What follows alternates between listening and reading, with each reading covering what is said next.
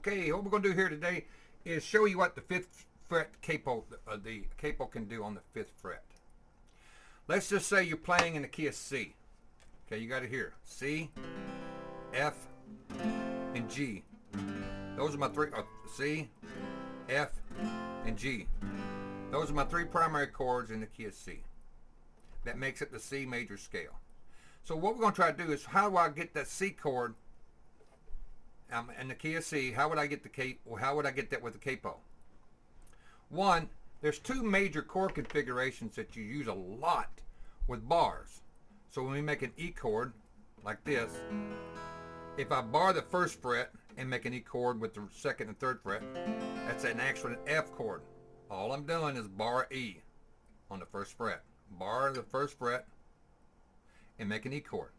Or what your finger is actually doing by barring is using it like a capo. That's what your finger will be doing. So instead of using my finger here, I'm just using that. I'm still getting my F chord. So the capo acts in lieu of a bar finger. So if I was to say I want to play in the key of C here, but I want to play at a higher octave, then I can use my capo, count 5. 1, 2, 3, 4, 5.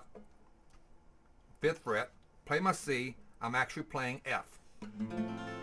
By looking at the circle of fifths here, you can see that the key before C is F. That's the circle of fifths.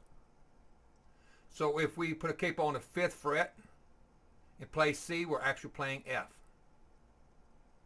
So let's look at this. Well, if I'm doing a C chord and I want to make the 1, 4, 5, and I make my B chord, my F chord normally, like I would if I was to up here and make my F chord. My 1st fret's now here. Now that's going to be a B flat.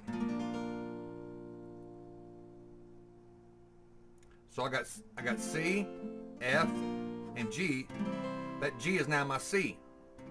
Which, let's look at the next one here. If I'm playing a G chord on the 5th fret, I'm actually playing C. If I make an F chord on the 1st fret, if I make an F chord here, that's actually a B flat. So if you look at the circle of fifths and you're playing on the 5th fret capo, whatever chord you're making, it would be the one to the left.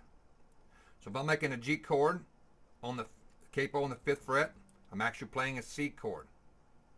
So if I want to play G, that's actually C. Here's my F, and that's my G. So it puts me back again to the key of D. If I want to play in the key of D and I want to play my D chord, I'm actually playing a G. If I play a G chord, I'm actually playing a C. And if I play an A chord, I'm actually playing the D. So your capo will give you a 5th lower on your circle of fifths. So if you're playing capo 5th fret A, you're playing a D chord. Now that's good magic. That's a good magic fret there. If you want to play at a higher octave, you know, instead of playing an F chord, I play it here. So if I want to play the Wobbly Flower in F, I could play it here, or I could play it here. Okay, now another one is the bar A chord.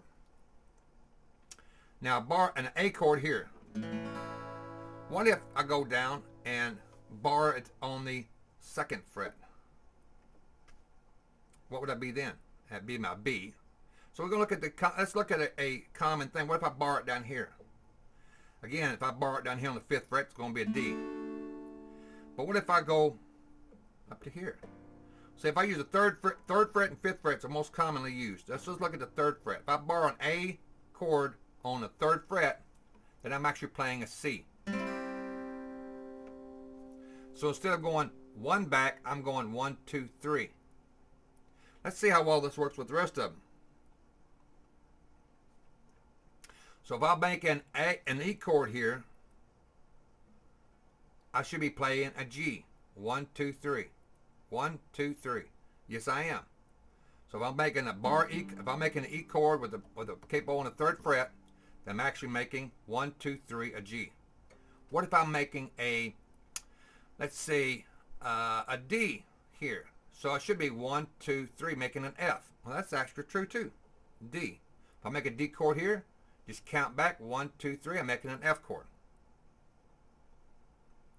So your third fret will count backwards 3 to tell you what chord you're playing.